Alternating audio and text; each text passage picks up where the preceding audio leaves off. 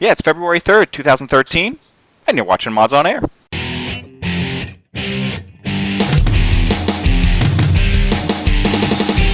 FPS, 3 RPGs, and 5 sim-type games. Yeah. I think you'd be able to come up with one here. I'm actually pulling this one hard. Ask all the people that need hacks to play Call of Duty. I can hear you groaning inwardly every time Sin's mentioned. You're just cringing. Welcome everyone. Welcome to episode 366 of Mods on Air, bringing you the week in gaming news as modders, developers, and gamers ourselves. I am foyleman, and also on the show today we have with us a bunch of people. Welshy. Hello, Welshy. How you doing? Yeah, hello. Hello. We have Ham with us. Hello, Ham. Hello, good sir. Hello. We have Breesy with us. Hello, Breesy. Hello. And we have Stryder with us. Hello, Stryder. Hey, I'm an anchor. Yeah. Our anchor man, yes. I'm anchoring the end of our blackjack table here. So before we begin, let me remind you all that this show is recorded live. Anyone can listen and message about the topics as we discuss them. Actual clickable URLs will end up in that chat window for you from now on. And for those links, if it's not posted by one of us, watch out where they go, because who knows where you'll end up. And if you haven't heard the show before, there may be some explicit language or adult themes. If this is going to offend you, I recommend you run for the hills. We're on, what will we call it? Twitch TV, Justin, whatever you want to call it. Because Stickum sent me a letter on Friday saying, hey, guess what? At 11 p.m. tonight, we're closed. Oh, thanks for coming out. Thanks for the 8 years. Yeah. So that is what we got as a surprise gift for February. So yeah, we threw this all together on quick notice and figured that Twitch TV, being mostly geared towards gamers, would be a good place for us to try out our show from now on. Hopefully it works out for you, and if it doesn't, please do send us a mail. Please do send us some email. Let me type that in. That's mailbag@modsonair.com. Okay? Send us an email over there if you hate it, you love it, or whatever. And definitely tell your friends about our new house, because we've had to move. Because we've had to move, exactly. Yeah. All right. Party at Yeah. So that's what we were dealing with this week. Now, we do have quite a few topics to talk about today, so I am going to jump right into it and start off with Microsoft. What's going on with them? They, I got to get to the top of the list. Microsoft Surface is coming along. Now, Microsoft Surface is going to be like that tablet that works along, just like the iPad or something like that. And they're... I was walking through West Ed Mall last weekend, and Microsoft has this big booth set up in the middle of a kiosk for their Surface, and all of them are like under glass, so you can't. It's like, oh, you can look at them, but I'm like, well, what the fuck good is that? So I walk up to the young girl that's working there. I say, can I touch your Surface? And I didn't even realize what I'd said, and then I was like, and she's like, excuse me. I'm like, whoa, I meant the thing. I said, never mind, I'll see you. And then I ran. Surface unless you're going to do it. Wow, yeah, well... Anyway, so there's my Surface story to start with. Yeah, right? Yeah, well... It's really surprising. I mean, the whole point of the Surface is that it's this tablet that you can touch and move around and actually gives Windows 8 a purpose. And now they're selling this Microsoft 128 gigabyte Surface Pro, and because it's so huge and bloated, the operating system, it's only going to have 83 of the 128 gig usable. So that gives you an idea of how much it's messed up by. Yeah. That's 45 gig. That is a 45 gig OS, which is believable. It's Microsoft. What is that going to do for the 62 gig? The 64 gig? The 64 gig. Does that mean you're only going to have 19 gig of usable space for storage? For $1,000. A lot of the tablets are only 16 gig. But this is supposed to be a laptop replacement. This is supposed to be not just a tablet. This is supposed to be your everything. Yeah, so you buy a 64 gig. That'd be like saying, I got a 64 gig storage in my iPad, but I can only use 19 of it. Yeah. What is going on in the chat window? That's me. I found out that everything It like- scrolls. It like slowly snuck in from the side. We're slowly being censored. Yep. Sorry. I was trying not to draw attention to it. How can I not? I'll just sneak this in there. Yeah. Okay. So I can't see who's in the chat window. All I can do is show the chat for now. I'll figure something else out. And the chat window that doesn't have a name, that is the person who has typed last. So if you type more than one line in a row, it doesn't put your name each line. I figured that at the beginning. Annoying. All right. So, other than Ham, I don't know who this affects here because none of us really give a rat's ass about the Surface.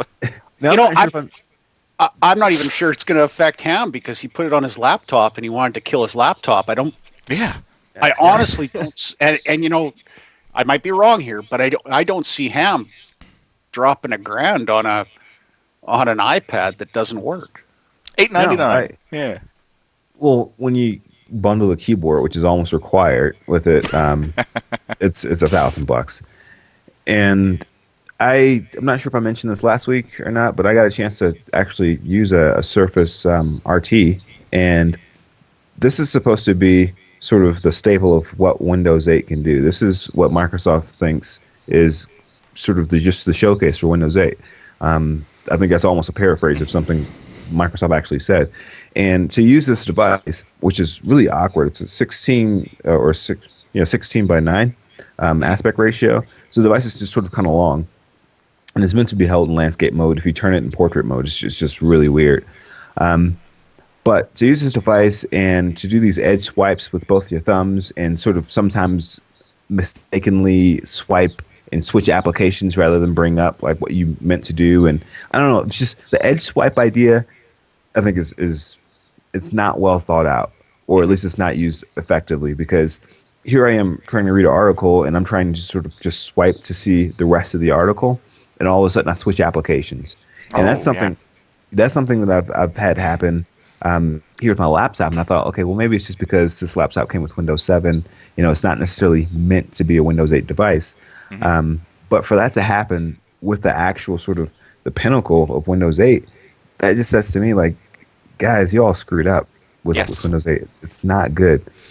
And the only interest I'd have in a Surface Pro is after I get reviews back, seeing how Photoshop runs on it, and maybe how something like ZBrush or Mudbox runs on it, because of the little digitizer. Yeah, so you just want to do your finger painting on this thing.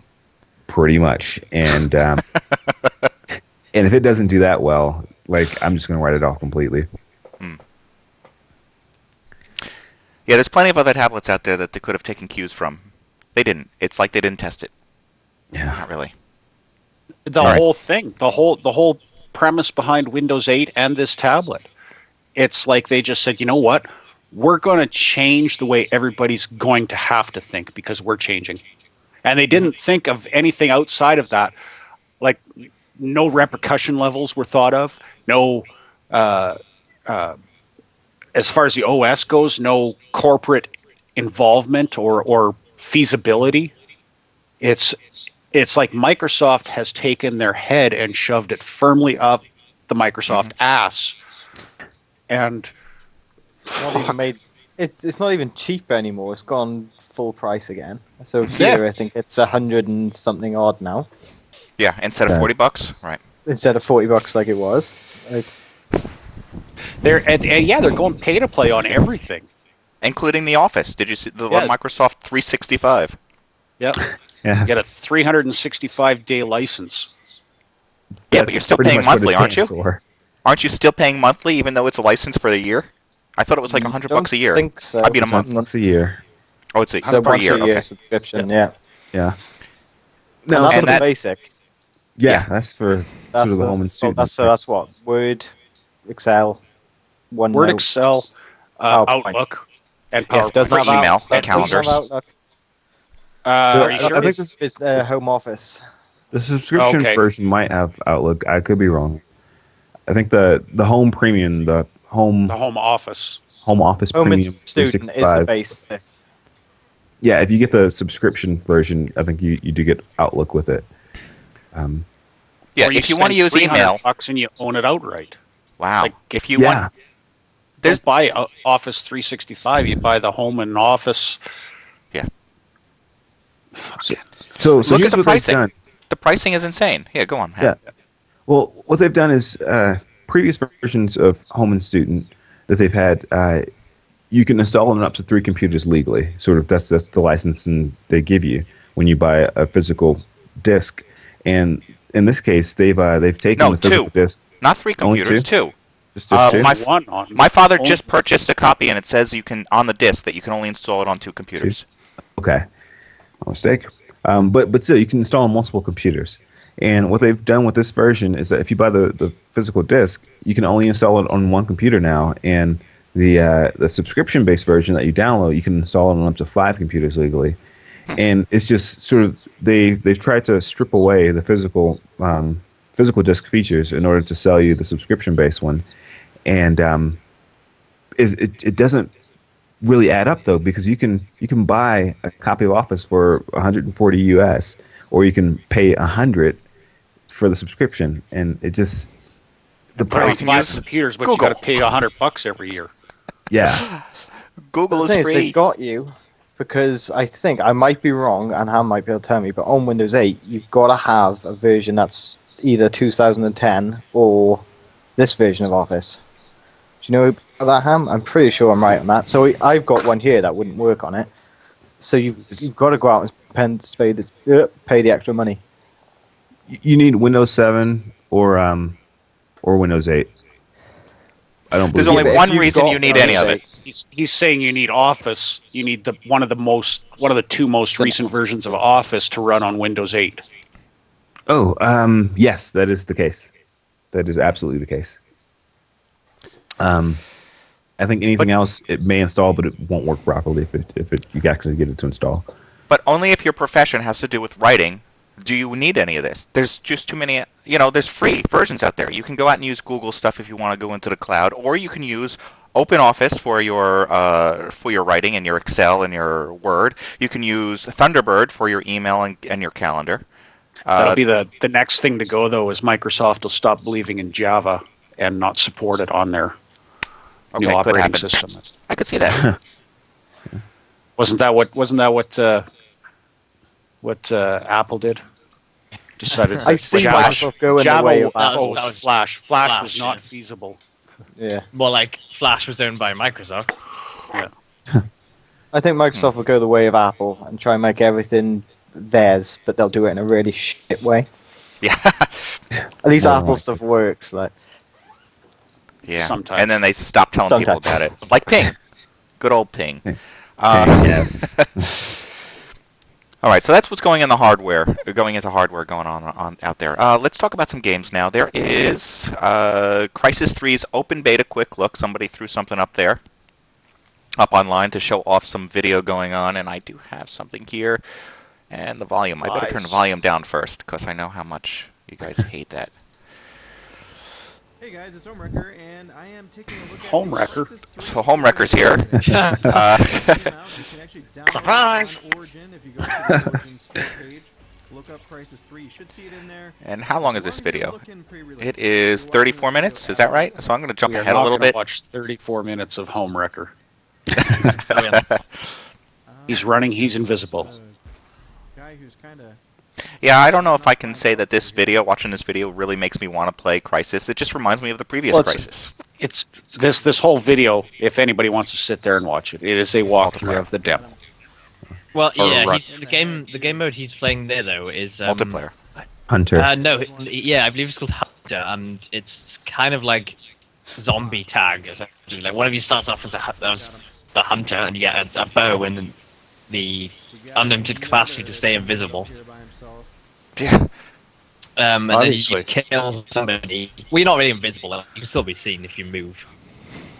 Right. Which he hasn't stopped yet. Right, I know. Yeah. Essentially, they've just watched Predator before doing this. Yeah, pretty much. And then if you kill somebody, they then become one of you. So there's a whole bunch of invisible people camping out. Yes. Well, yeah. I mean, the thing with that though is not really that invisible. It's fairly easy to see people. I don't know. Maybe I've got monitor settings so they're wrong then, because unless they got close, or like you said, unless they moved while they were sort of close. Yeah, if you're standing still, you can't. Yeah, you won't. Yeah. Are you wearing your glasses, Ham, when you're playing this? Because yeah, and that just shows you how poor my eyesight is. That's not helping. So, Welshy, it sounds like you played this. Did you? Well, I played. No, I haven't, because it's like a 3 gig download. I can't be asked to download it for a week. Oh yeah, they've always been big. Am I the only person that played it? Yeah, I played the multiplayer on the second game, which is pretty much identical to this. Mm-hmm. They've changed a few things around, and here's what I can say: as a guy who's really big and really swayed by graphics, I must say this game in certain parts, it's hard to even believe that this is not a pre-rendered game.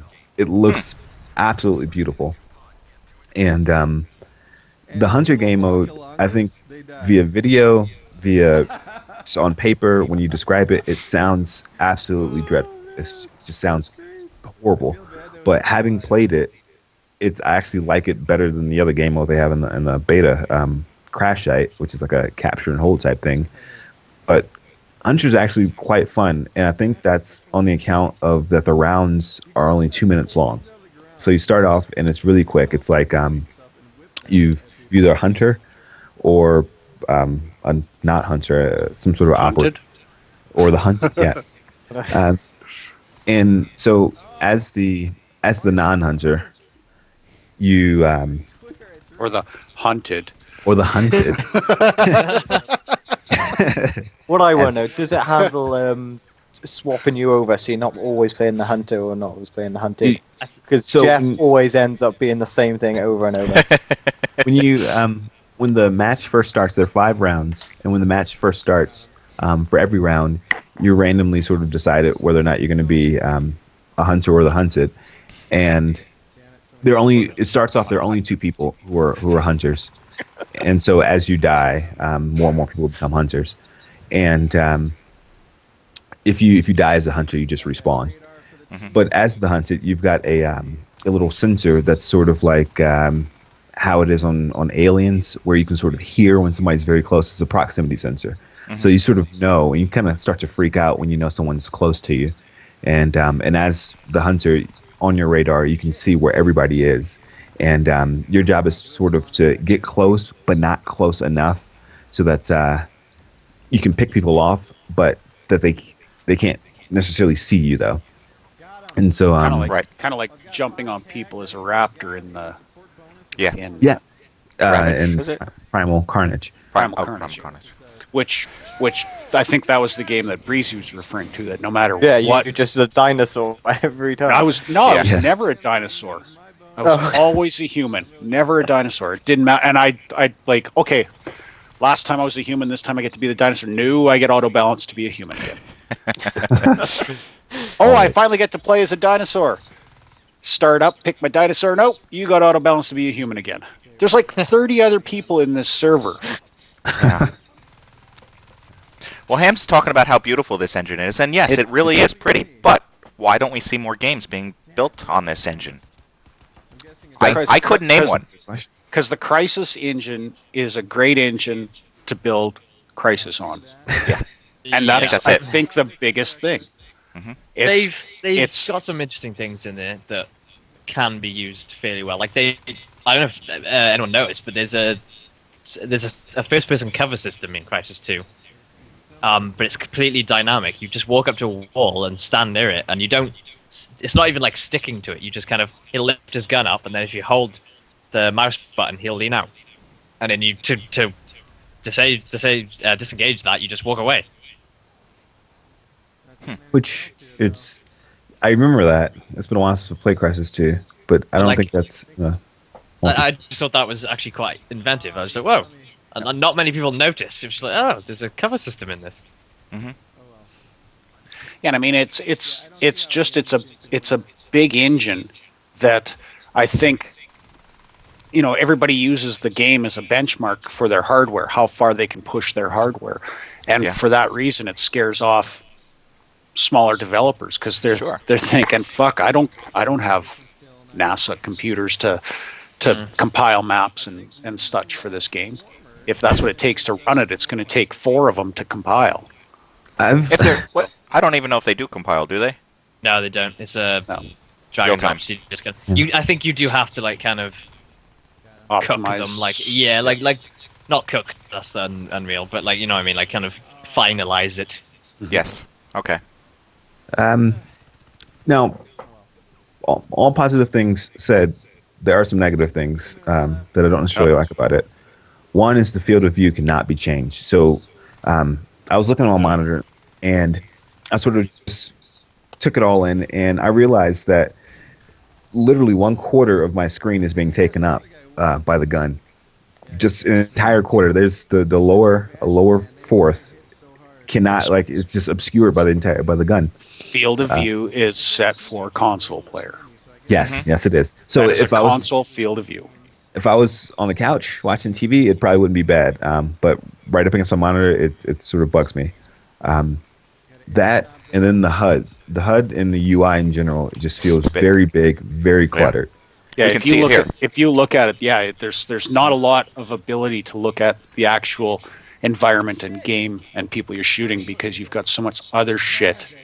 Yeah, that's screen. And if you combine this on a console where you start getting pop-up awards for every time you fart or jump, you know, you're not going to be able to play anything. Kind of reminds me of Hawken being in a Mech Warrior. Yeah, it kind of is. Did I notice that they've like split because in the first 2 games you only had 1 bar that was like your energy bar. Yes, they did. They split. So there's now 2. Stealth and armor are split. See, I like that there was 1 bar because it meant you weren't overpowered. It was like you had all these crazy abilities. You know, you could be really strong or run really fast, but you had a really limited energy on it. So while playing the single player games and the multiplayer in 2, you had to be really kind of like... You had to have some skill? Yeah, well, skill, and you had to kind of think about what you're doing, because if you just run around invisible, it makes you very vulnerable to being shot in the face. Yeah. Whereas if you run around in armor mode, you're very visible to everyone else because you glow blue, essentially. And then you have to be like, well, I can't actually just run at somebody because they'll shoot me enough to where it breaks the armor with the energy down. So here what they've done is they've added like a transition time, and there's some upgrades where you can reduce your transition time. And if you're invisible, you're much more vulnerable.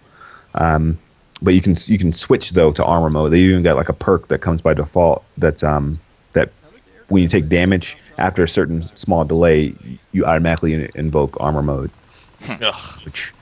Which I think with armor mode, I don't know if there's a difference in run speed or not, but you feel heavier when you're on armor mode. And I don't know. Yeah. It still has a Call of Duty feel to it. Which I'm not liking. After every match, you get like, I don't know, the sort of pity parade armor or not armor, but award stream. Like it just tells you everything you did right or wrong. Like Battlefield 3, I was thinking. Actually, it's before this. Come on, rewind it a little. You know, most time spent in cover, most time spent watching replays, most time, I don't know, most bullets shot, most damage received. I'm showing it on the video screen now for anyone. Yeah. Because like. I always looked at it with Crysis, the multiplayer, it always had this potential to just be horrible because if the suits are overpowered, it's just like, and you give somebody a perk that I don't know limits their energy drain to like 1/3 or something. You've got one guy that's running around that pretty much can't be killed. Well, I'm satisfied. I'm satisfied with the way they did it because I don't know. Sometimes I got a little bug that, you know, I'm supposed to be in this $1 billion suit and I can't be shot twice, you know, before my energy is gone. So I think it feels nice. The weapons are powerful enough where you definitely are not overpowered at multiplayer, but you don't feel as as if the suit's doing nothing either. Mm-hmm. And that again, that hunter mode is surprisingly good. For both those, both the hunter and the hunted pretty much kind of do some one shots as the hunter. If you sort of pull back your bowstring to its maximum length, then it's definitely like a one-shot kill if you manage to get the kill. But it takes just a little time to sort of pull it back to maximum strength. And as the hunted, you've got this weapon that shoots like 500 bullets a second, and as long as you can, I don't know, focus you're shooting on a hunter for maybe a good second or two, they'll die. So it's just about almost one-shot kills. And is it good that the game mode is good, or is it good because it's a little bit different to everything else we've been playing recently? I think it's the game mode is actually good. The game mode could be implemented in anything, and actually it'd be fun. It sounds really horrible on paper that you've got these characters that cannot be seen, that can one-shot kill you, and you're supposed to just kind of survive, and you can't move as fast. You can't go invisible. You're not overpowered. You can't. It's like, so you've got these superpowered characters and these underpowered characters, and you're supposed to survive somehow. And that sounds stupid, absolutely stupid. But because the rounds are so short, it's kind of fun. It's like, can you hold out for 2 minutes while these people look for you and they know exactly where you are? And as long as the match goes further, more and more of them start to come after you.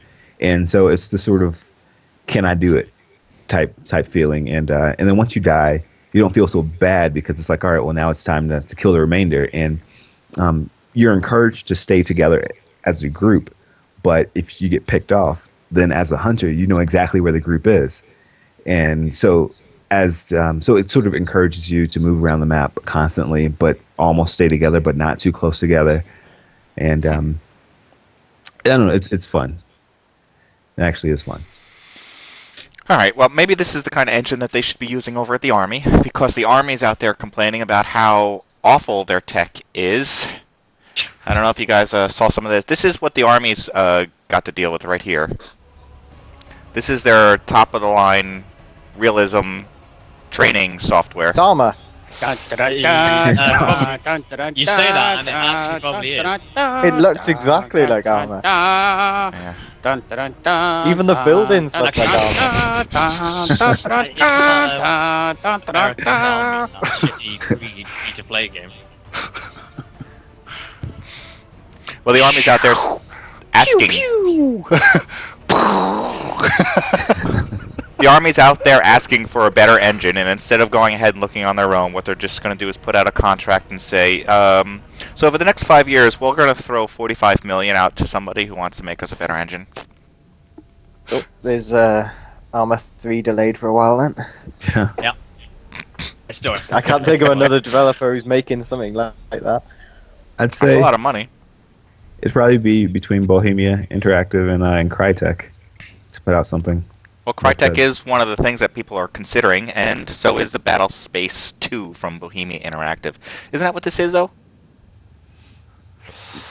That video looks different. Right now, that's what it is. Bohemia is Interactive.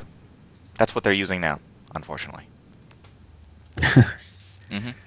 And I don't blame them. This is supposed to be. It's supposed to be training simulation, and everybody thinks it's ridiculous. So it really doesn't help. And is that a person in that screenshot there? The person in the front row on the left? Wheel. Yeah, are they? Yep. Actually doing the steering wheel? Yes, they have a steering I wheel. thought you were going to say fat.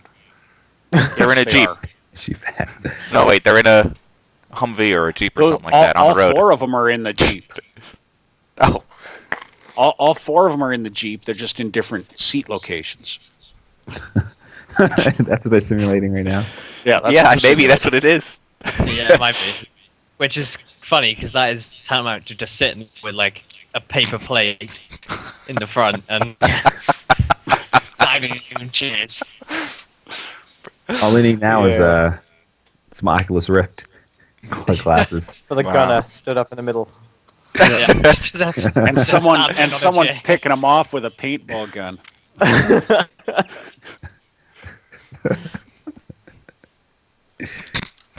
Can I sit down? No, we're playing army.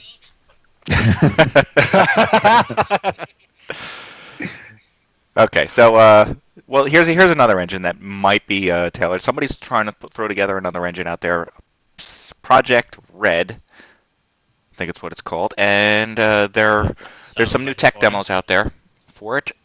And is this the right one? No, I thought I had the right video for it, and I don't have the right video for it, unfortunately. But this is supposed to be tailor created mainly for RPGs, and I don't know, RPGs could definitely work for the Army, since that's pretty much what it is. It's a role-playing game inside of a Jeep. Inside of a Jeep. My Spend enough goodness. time in the Jeep to level up. Yeah. So in a little while, in not too long of a while, we're going to start seeing what comes out of Project Red to see what kind of games we have. Just in case, So for keep anybody an eye that doesn't out. know, these are the guys behind The Witcher and The Witcher 2 in the upcoming Cyberpunk 2077. Yes, that's right, Cyberpunk. Which they have a very poor video in the past for that game, so I'm glad I don't have any. Here's another game, Omerta. Omerta is officially launching some sort of game called City of Gangsters. And do I have? I must have. Yes, I have an Omerta official launch trailer for you. Peggy 16. I figured you'd like this because it's based in AC. So you can. It's based in Atlantic City. Yeah, you can go for realism here. Tell us what this is. Less than an hour south of me, and I don't know. It's pretty realistic to me. Zombie mod. City of Zombies. But yeah, this looks more like a sim than it looks like anything else. I know what it looks like is oh Christ, Commandos. It's like Christ Commandos. No, Commandos. Oh, Commando. Okay. Christ Like Commandos. Christ Commandos. Army of God. It's the army of God. I do now wonder how close they got to the real Atlantic City. I bet it's not at all close. Yeah, you have to buy it just for that. I saw this game. Orphis says and- it has a demo. Oh, does it? I should probably check it out. Looking at it, it does not look like anything I'd be interested in playing. No. No, That's, it looks like you have to build up with economy. It looks like you have to manage your resources and your henchmen. There was a Mafia. It was called Mafia. It was a mob game. You remember that? You remember Mafia?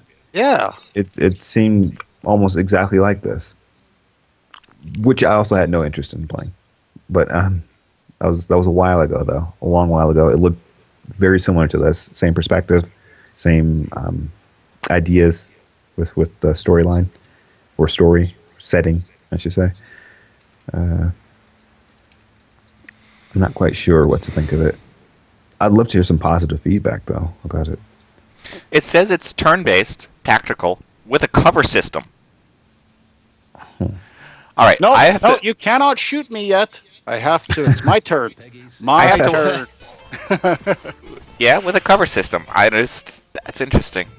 So it's like Jagged Alliance meets Mafia. Wow. Okay. I didn't believe it. All right, let's get Perfect, it. the demo. Yeah, check out the demo. Then we'll find out. We'll talk about it next week or something like that. Now horror. There's a bunch of horror stuff coming out there, and that's horror, and that is because of the Dead Space 3. Because Dead Space 3 is supposed to be a horror game of a sort. Horror. That's really all it's supposed to be. It used Well, to be, yeah, exactly.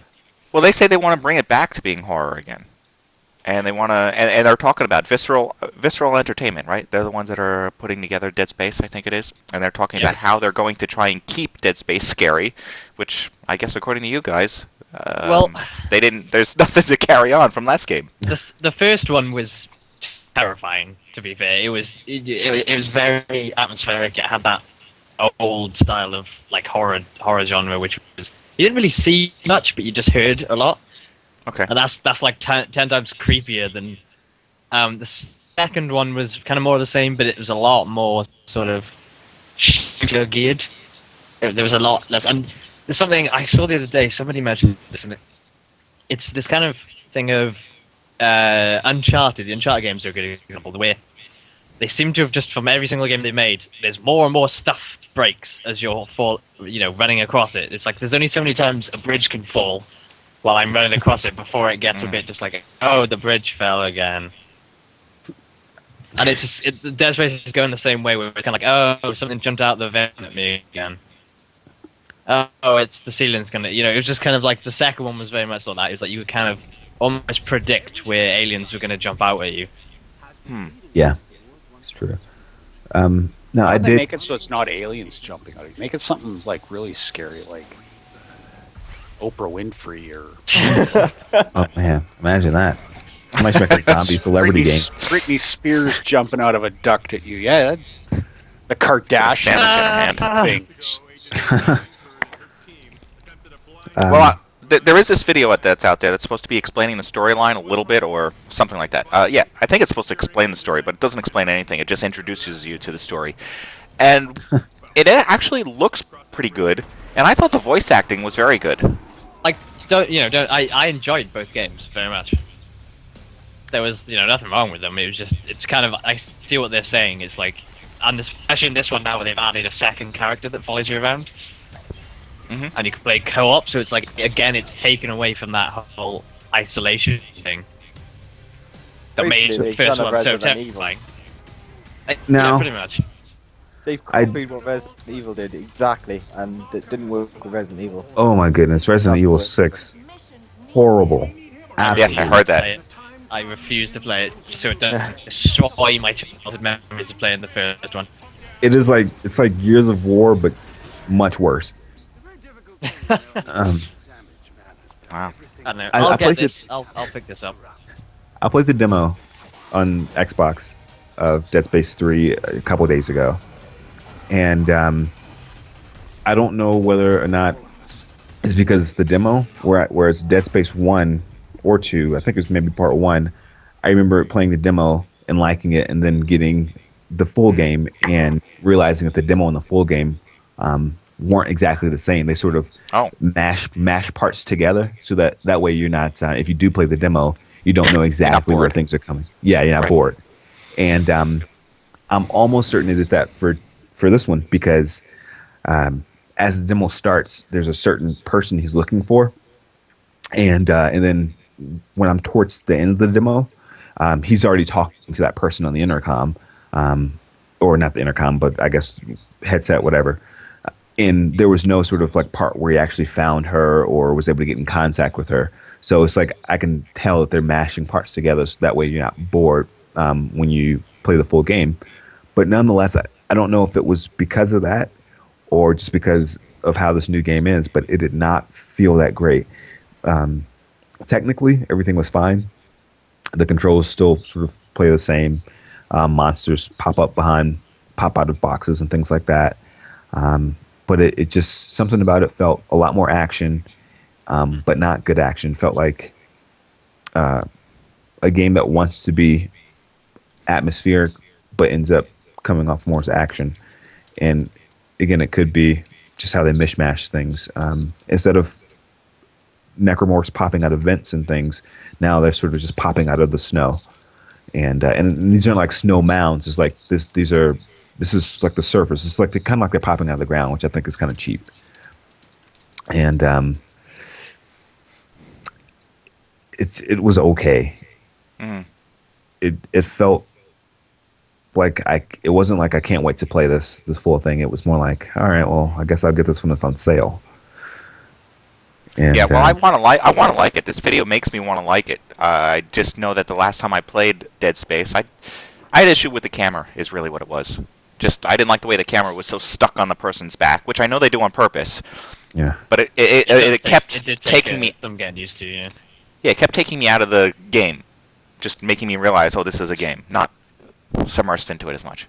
But you don't this want won't persuade you. Real, because if it's too real, if it's too real, right? The camera's still sort of taped to your back. It's very close, but you may get used to it this time around. Well, there's another game out there coming from a company called Red Barrels in Montreal, actually. And they are supposed to be coming up with this new horror game called Outlast. And there isn't a lot of information on this just yet, but it looks like we might be ending up with like the year of the horror. Hopefully things are actually scary, but The year of the horror. mm-hmm.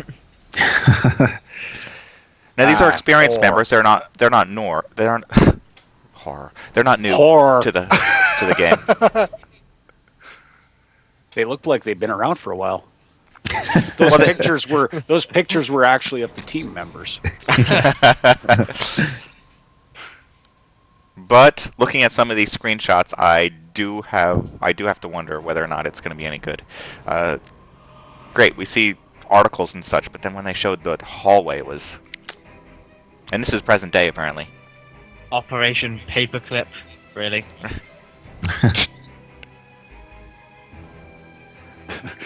Tink, tink, tink. It looks like you're trying to write a letter. Would you like some help with that? Ding, How's ding. that popping It looks up like now you're and trying again? to That would escape be it. horror. Looks like you're trying to escape a zombie-infested mansion. Need help with that? Looks like you're trying to shoot the zombie in the head, but you keep missing. Need help with that? I hate you, Paperclip. The graphics kind of look okay. Actually, this doesn't look as bad as the previous ones, but yes. I watched this trailer before the show, and some of the textures look a little bit low res.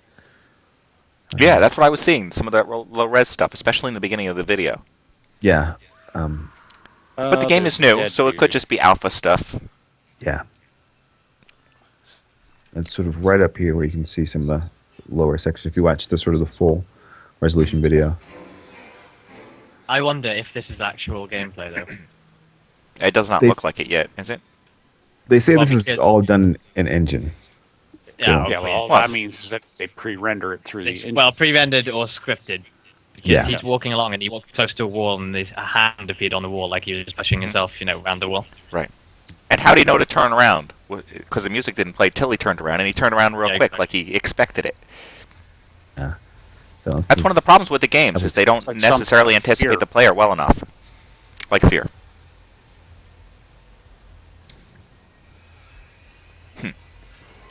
Yeah. All right. If you are out there looking forward to the next Grand Theft Auto, you're going to have to look forward to it for a little longer because they have decided to delay it for a little while. 4 months more, is it? Or 3 months? About 4 months more. A little bit later. My world, that's 7 months from now until then. Isn't that the first time that Rockstar has ever made a delay like that? No. I don't know. Maybe not. It's like, I I'm not feel like it. surprised though. I saw the news and I'm like, oh, well, I'm not. I can't say I'm surprised. Like, it's almost like sort of expected when you have big, well invested games. There's going to be a delay. Just almost seems a given now. As long as, you know what, I'd rather see a delay and a quality game put out than something ground through a fucking organ and pooped out onto a disc. What if it's delayed and it's still shit though? If you delay it and it's still shit, then, What the I gotta hell say, are you doing? yeah. But there's these companies that poop out these games on an annual basis, and they do nothing to them or with them. It's difficult. It's difficult. I'd say that's not typically Rockstar style, though. If they've delayed it, it's for, a legitimate reason. Well, here they say it's because it needs more polish. They're need to keep working Polish on or Polish? Maybe it needs more Polish. Oh, it could. I don't know. Yeah.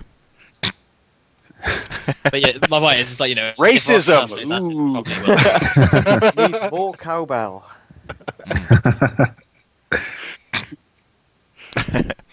All right, so Ubisoft is having some difficulties, apparently, trying to put things together. For example, they have the Prince of Persia franchise they say is currently paused. Don't expect anything coming from Prince of Persia for a little while. And they're probably, for all we know, it could be because they're trying to work on the next movie. It's sitting there on a Nintendo right now, just on pause. someone will come back and press the start button and resume the game. Yeah. They could be out of money. I don't know what's going on over there. But They're waiting for another movie tie-in. But they do say that there is some other game. I forgot how I was going to put that together. They do say there is another game that's causing the pause here. And here it is, Surgeon Simulator. That's the one that's got, yes. Ubisoft is busy working on this. And this is, hang on. This is a green light game that you can now play for free. You can go play it for free to try it out. I am all over this. I'm gonna get drunk later, do some heart surgery. You have to. And then I'm gonna play this. You have to. You have to install a Unity plugin. Oh, he looks competent. He is competent. Where's my watch? Look at you. See the heart? See the heart in the box? You know what I was laughing at was he went to pick up the saw and accidentally picked up the notepad. Yes. And he accidentally dumped all the tools inside the chest cavity. I wonder if you could just jam that in there. Grab that heart and jam it in there. It's like watching a blind man trying to do surgery. I'm picking up stuff and who picks up things like this with one finger? He's got what is that, Novocaine? He accidentally shot Novocaine into his arm. now he's doing the rock thing. Yeah. and the lungs. The lungs are bouncing around. Oh, he cut a lung out. So far he has not cut one rib. Oh, there goes. Now the ribs pop out. Jeez. Just the sternum. This is like Operation, the old school game with the tweezers and his nose would light up if you touch the sides. That's what this is based off of. Oh, he took his lung out. You're supposed to be putting a heart in. Put his lung back. He's taunting him with it. Oh. How did he injured himself? Did you see that? There was some jam on the screen. I saw that. Well, now he's going for the saw again. And if you look in the corners, they have how much blood level the guy has in him on the upper right-hand corner, how long it's been taken. Oh my God, the ribs are coming out. Are they using that new device that you put under your monitor so that it can track your hand? Oh, that'd be great. That would. Oh, he's he's slicing and dicing that rib cage. Oh, he's like scoring. He's like dragging stuff. Come on. It's like trying to de-ice a cat. I want to live.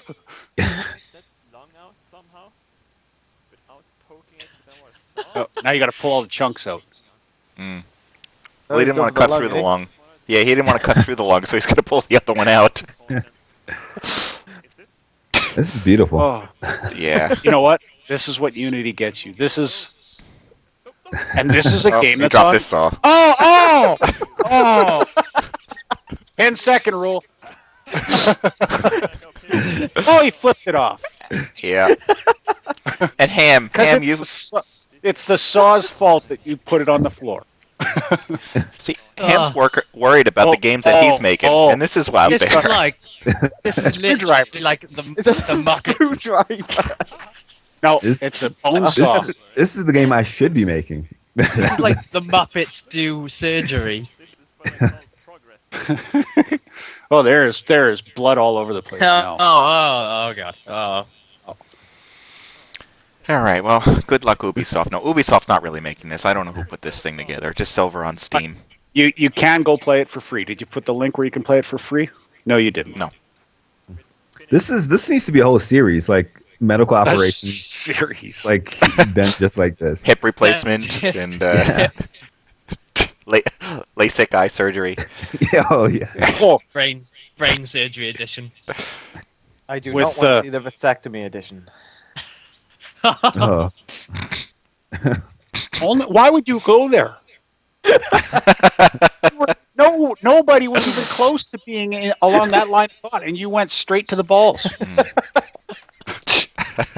What is wrong with you? Oh, quiet. So what Ubisoft is actually working on right now, we believe, is a game called Osiris, because there is, they say they uncovered a leaked video, which is not true. Just, I think they actually released a video, and they Someone happened to come across and it. pissed at the same time. They leaked out the video. And the video is really just them doing some motion capture and apparently beating on each other in the studio. This is what they do at Ubisoft all day long. Yeah. This is what it's like working at Ubisoft. Intern, strap this on. We're going to beat the shit out of you. Yeah.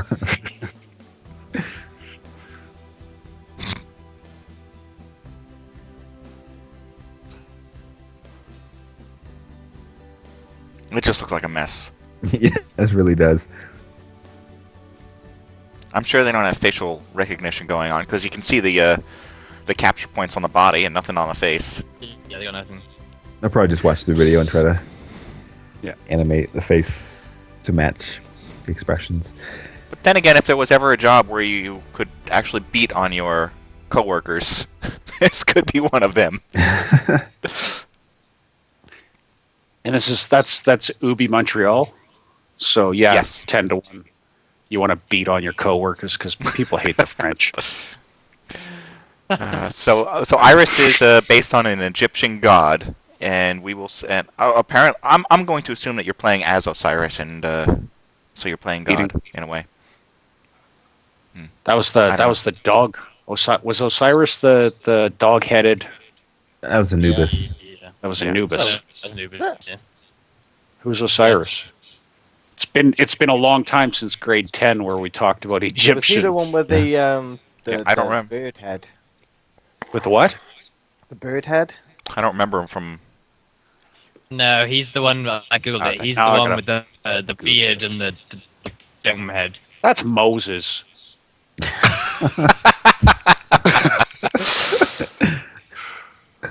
Lord of the Dead is Osiris. Ah, A symbol. there's a broken lot of flail. There we go. Apparently, he's a masochist. He likes to flail people Crook, or himself. flail, I can't tell which. Both. Yeah. Isis and Osiris. All right. Anyways. Anyways, there you go. Your homework, class, your homework is to study Greek mythology and write a 1,000-page report and turn it in next week at the show. And Ham right. will review all the reports turned in. I will. And I don't know if you plagiarized because He I read knows Homer. everything. Yeah. He checks it over, yeah. All right, I came across this. I remember I used to like Serious Sam. Serious Sam was a fun game. It wasn't really graphically intense or anything like that, but it had a lot of fun moments. And I was like, hey, here's a new one called Serious Sam Double D XXL. And I was like, oh, and they have some sort of thing called a GunStacker. We can stack guns on top of each other so you can do more powerful things. And then I realized that it's a side-scroller. Serious Serious Sam the side-scroller? That doesn't make any sense. Well, it's Well, this just is- 4 S's. this is part of a project that's Creo Team. I think that's the name of the company, Creo Team, or something like that. The guys behind Serious Sam, they pretty much told some indie developers like, yeah, you all can make games based on Serious Sam. That's fine. And these guys, they've made a few Xbox games, or at least one, after Mother's Best Software, Mama's Best Software, something like that. Mommy's Something. Best Games. Mommy's Yes. Best Games. And these guys have made... this is either a sequel or some sort of port of Serious Sam Double D. And they had the GunStacker before. I think they've probably improved it this time around. Or at least modified it. And I own the game, but I'd never played it. It looks kind of weird. Yeah. And there was another game, Serious Sam: The Random Encounter. That was by Remember Vlambeer. hearing about that. Mhm. And that was another sort of side project that the team said, yeah, you all can make a game about Serious Sam. That's fine. I think if people listening want to make a Serious Sam game and present it to the team, as long as it's quality enough or matches the quality of Double D, they could probably get away with it, and they probably have the team's blessing to go ahead and do that. It's kind of weird. I don't know.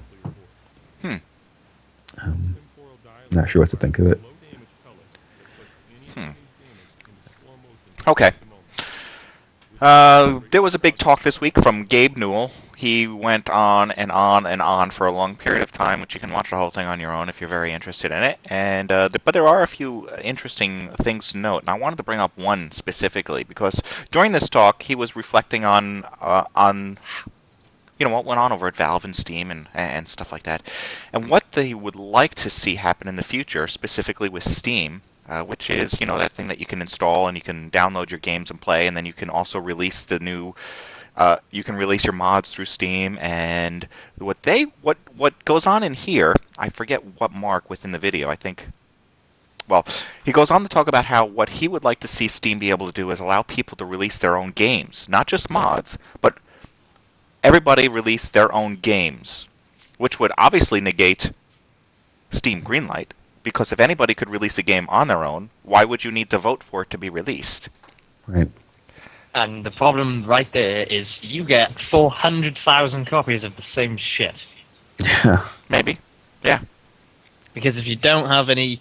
I'm all for, yeah, you can make your own game, that's awesome. You managed to do that. But you kind of still, at the same time, need some sort of, rating system. Or review or something.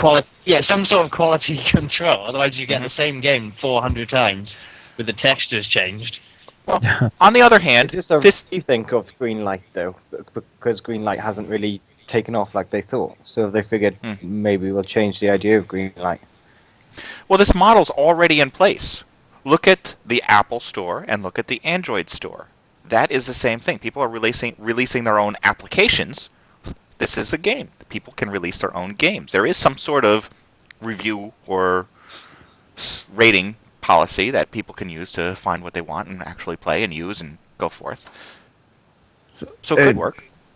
I watched the video. I think he gave two separate talks because in the one video he stopped somewhere towards the end by I don't know what the correct term would be. I guess the host of the event and he's like, hey, well, Gabe has to go talk to another group of people, so we need to wrap this up. And so I'm not sure what he said collectively across both talks, but from what I gathered, it sounded almost like as if he wanted Steam to become this sort of platform where everybody can have their own store, and eventually you'd be able to go to a Valve store, or an Ubisoft store or EA store. And Steam is only operating on the back end, but people can set up their own storefronts and they can sell their own games, and everything is just sort of behind the scenes using Steam services. That sounds confusing. I don't want to go looking for a bunch of developers and say, oh, well, I like, maybe there are a couple developers out there, but you're not going to be able to find games that you like based on a developer. So hopefully they have a different system in place. Well, not just publishing companies, but anybody would be able to set up their own store. So you could be able to sell your own games, and just it's sort of like the equivalent of setting up your own website and selling your own games. Steam is just sort of doing all the handling of the back end work of tying games to an account, payment system, security, and stuff like that. Eventually, that's where they want to be. Because he sees that Steam grows, but Valve doesn't grow. Getting games onto Steam can become a bottleneck because all of a sudden the platform is growing, or the service is growing, but Valve is staying the same small size. So as more and more games get submitted, they become the bottleneck. So he wants to sort of spread the burden and say, you know what, look, you can put all the games you want up onto Steam, so to speak, but at this point you just have your own page, you have your own store. So that does present a problem because people can clone games, people can put viruses and things like that. But they've done it on mobile platforms, so yeah. Yeah, and from the talk, I don't know if he was just thinking out loud or what, but it just came across as like, well, we'll handle that some way when we get to it. But eventually, this is sort of the idea I would like to see is that anybody can sell games on Steam via their own storefront.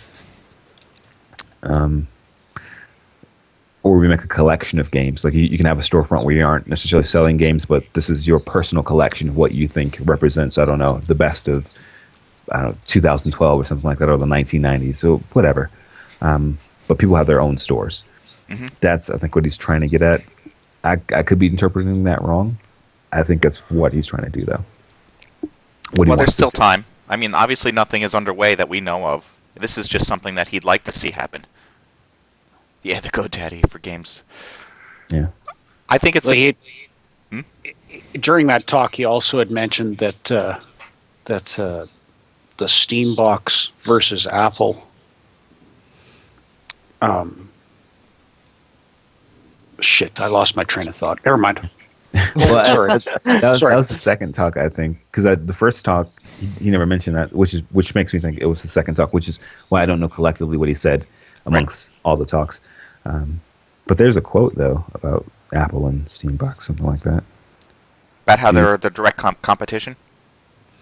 I think that's what I read, that there was a direct competition between Valve and Apple, and I guess I should have read into that to find out what he's talking about. And if he's talking about the idea of having an app store where you can just go online and you can find all these games, you can look it up by developer, or look it up by game genre or whatever it is, and then purchase what you like, then that makes sense to me, because that's what this sounds like. It sounds like the ability for anybody to release whatever they want, any application, because remember, Valve does both games and software. They're really just turning into a giant app store for the PC, and then you have it streaming to your TV if you want. It all starts to tie together when you do that. Yeah, and he wants to see it expand beyond that. He wants to see it maybe go into music and other sort of media, not just interactive stuff. Mm-hmm. He wants to see it expand. Yeah, good. We want to see it expand. We want to see Valve continue to grow because we like it so far. The problem I've got, and I've got, this is a broader problem, and it's already starting to be realized, is that Steam started off, and it was horrible when it started. Don't get me wrong, it took me a lot of convincing to get onto the Steam bandwagon. Now you've got all of these other companies thinking, why should we let Steam publish our games when we can publish them? So you've got all of these stores. So you've got your EA store, you've got Uplay, you've got iPlay, you've got what's the there's another one, and then you've got games on demand. You've got there's too many services out there that are forcing you to buy a game. Like the Battlefield, EA Battlefield one was the worst because they knew fucking well that they had a market for the game. So they forced people into that shit-ass service that they've got. And they did the same with Mass Effect. And yeah, exactly. So now you've got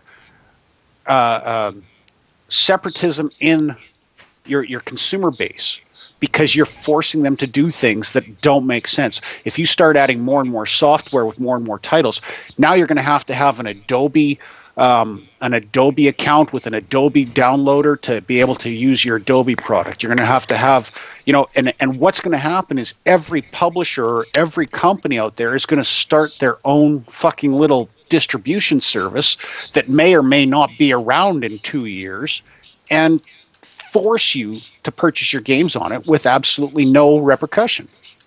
And of course that defeats the entire purpose of having a singular store with a single account where everything is sort of held, that convenience and that benefit. Mm-hmm. And the developers of these services are the ones to blame, in a sense. I mean, EA has no one but themselves to sort of blame for the inconveniences that they've created by forcing people to go into... You have no repercussions against EA as a consumer, though. Exactly. So, other than don't buy their fucking game. Yeah. Yep. Which, you know what, in hindsight, I wouldn't have bought Battlefield 3. That was not worth the money. No, the money that we paid, I guess you're right. It wasn't worth it. You could say that about nearly every game I bought in the last year or two. Yeah, you're a sucker, though. That's the difference. Yeah. To put this in perspective, he religiously purchases Call of Duty titles and the DLC. I don't buy the DLC. It's a lie. And he It's lies says, and he says, slander. I got it as a gift, he says. To myself. Yeah. To myself. Well, look what I absolutely. got myself. But even the ones that we've all bought, none of them really lived up to what we paid. No, some of them have. Some of them have exceeded expectations. Killing Floor. Killing Floor is a shining example of a $6 game that I played $60 worth out of that thing. That was a fantastic game. Surely. Yeah. Yeah, it was. Absolutely Like was. 200 hours of that. Yeah. I refused to look at my Steam stat for that one. Just like I stopped looking at my near the end there. I stopped looking at my Star Wars one because it was Oh yeah.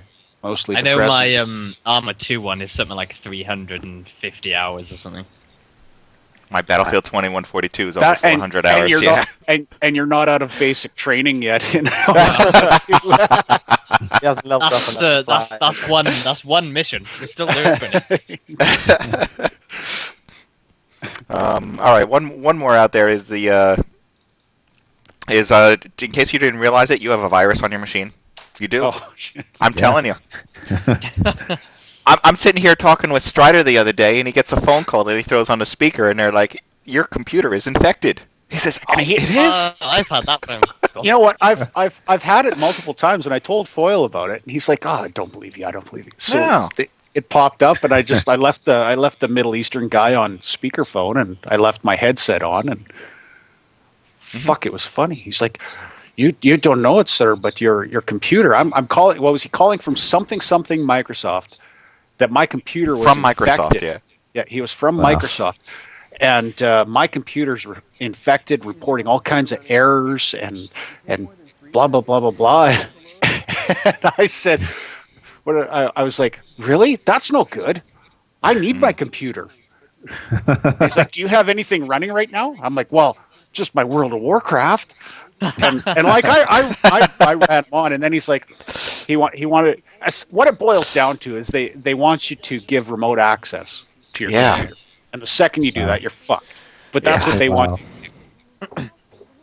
Well, there's an article out there this week that goes on and talks about these, and somebody wanted to find out, well, what's involved in this. So they did a clean install of Windows 8 on their machine, and then they tried downloading this thing. And after the clean install, they said there were something like over 2,000 issues. Oh, over 1,020 issues on the PC that needed to be fixed on a clean install. Bound by the software, you'd say. Yeah. Yeah. Well, they say it's any cookie. Any cookie is considered a problem, and it goes on. And this is not necessarily going to fix anything. If you need help, let us know, and we'll tell you what to do. You need to install Search and Destroy, Spybot, awesome piece of program. And then if you have viruses, well, then that's going to be another issue. And watch out if you have FiOS. If you have FiOS, there's some sort of thing going around the internet that they're just injecting something to all these FiOS users, saying you're infecting the PCs.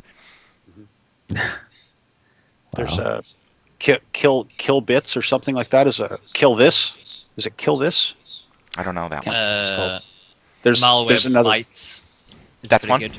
Malware Bytes is that's a spyware sweeper. Any good antivirus that has a Paid ones. well, you can get even free ones. ESET. Well, yeah, I'm just like giving other options. Yeah. Paid one, I used ESET. I use ESET as well. Because it's unbelievably light. Yes, it really is light. Wait, ESET. Like things like McAfee and Norton. Norton's the worst. Yeah, they spider into everything, and it makes your system run so slowly. And I don't think it's possible to fully. Right, I don't think it's possible. Yeah. Wow, I haven't used a piece of antivirus software in years. I wouldn't be telling anyone that. I wouldn't say that out loud. Yeah, All right. probably Then should. again, he's on Windows 8, so nobody knows how to write viruses for that yet. Yeah. It is the virus. It is the I virus. I can't write viruses on a touch screen. Everyone knows it's like Skynet. If you hack into it, it'll affect your system. One more bit of information that is not necessarily an article here. That we are going to be doing an interview with somebody. So stay There you tuned. Barack Obama. That's right. How'd you fucking know? We're going to have a sit-down with Sorellen Studios and find out what's going on with their game called Takedown, which is a realistic squad-based tactical shooter. So we will be playing that on one of our shows for you. We're going to have a whole video thing with them, coming up real soon. And that wraps up. And if you guys have anything else you want to talk about, because we are a little late. I got a quick rant. Oh, God. Nothing quick about Ham's rants. Go on. All right. Here's the deal. You spoke about Battlefield 3 and how you didn't get $60 worth of value out of it just a few minutes ago. Mm-hmm. I would say we were all ripped off. Anybody who did not buy premium got ripped off. And the reason I say this is because you've got this game where you can play with the community, and everybody is sort of on equal level. Everybody plays the same maps. There are no mod tools now, so everybody has to sort of play the same thing. And then they release premium, all this DLC, and they give preferred access to servers for people who buy premium. And you can play like all the maps. And so now everybody who doesn't buy premium is sort of limited to a subsection of maps. And because premium is the default way, premium is now the default way to pay for the game. So anybody who didn't sort of pay twice for the game, because the premium costs pretty much the exact same price as the full game, all of a sudden your game gets converted into a demo. Mm-hmm. Because really you're only playing like a small section of the maps. So I feel as if my copy of Battlefield 3 got converted into a demo because I didn't pay up to pay for the game a second time, because I mean the price is so ridiculously high. Which I don't think you can purchase premium anymore. I think it's too late. Now you have to purchase each individual package. Because I looked through the EA Link store and could not find a way to purchase premium. Yeah. Even better for Ham's rant. Yeah, it's just, I think it sucks. I think that these types of things needs to stop, where you pay $50 or $60 for a game and then you're asked to pay another $50 or $60 for the additional content. It's like you're asking me to pay for the game twice. Otherwise, you're locking me out of the rest of the game by releasing more content and then saying like, yeah, you got to pay for the game again. So now all of a sudden these games truly cost, I don't know, let's say $50 for the demo and $100 for the full game. Mm-hmm. And that needs to stop. I'm gonna leave it there. You're right. In my rant. Talk about making games elitist that only a few can really play. That's the key sign right there, I think. Yeah. Yeah. All right. Anybody else? Nobody else. Wow. Okay. Then on that, you can still buy premium for $50.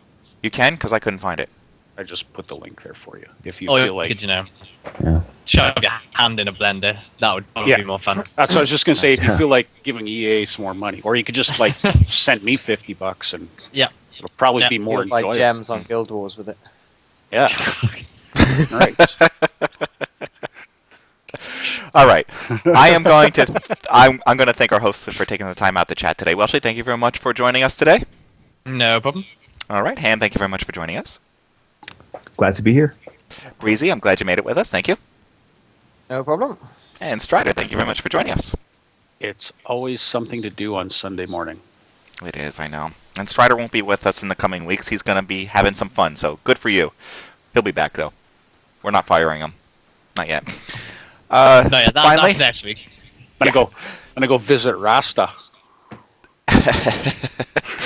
All right, so finally, I want to thank you, the fans of MODSonair.com and the subscribing members of MODSonline.com for making this show possible. I hope Twitch was all right for everybody. Let us know if it wasn't. And in the meantime, go have some fun playing games. Thanks for watching this week, and come back next week when we will broadcast another live show. Details for this and all past episodes can be found at MODSonair.com. We welcome your feedback via email at mailbag@modsonair.com. And please consider subscribing to modsonline.com to support our show. The opinions expressed by individuals on this program are not necessarily the opinions of our sponsors, owners, or partners. And you can thank me for this later. You thank me for this. Making pancakes, making bacon pancakes. Take some bacon and I'll put it in a pancake. Bacon pancakes, that's what it's gonna make. Bacon pancakes. Making pancakes, making bacon pancakes. Take some bacon and I'll put it in a pancake. Bacon pancakes, This is 10 hours, that's what by it's the way. gonna make. Bacon pancakes.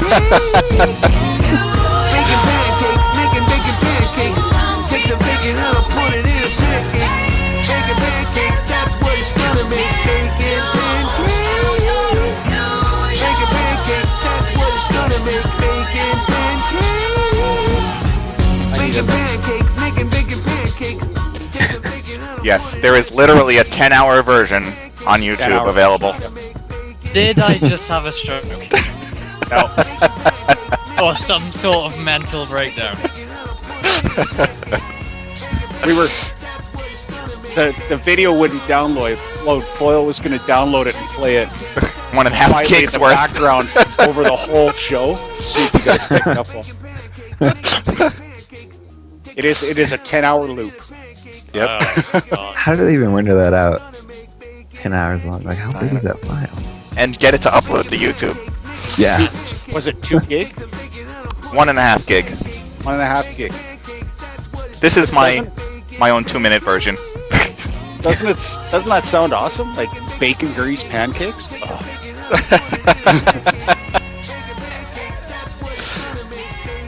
As a vegetarian, I would love to have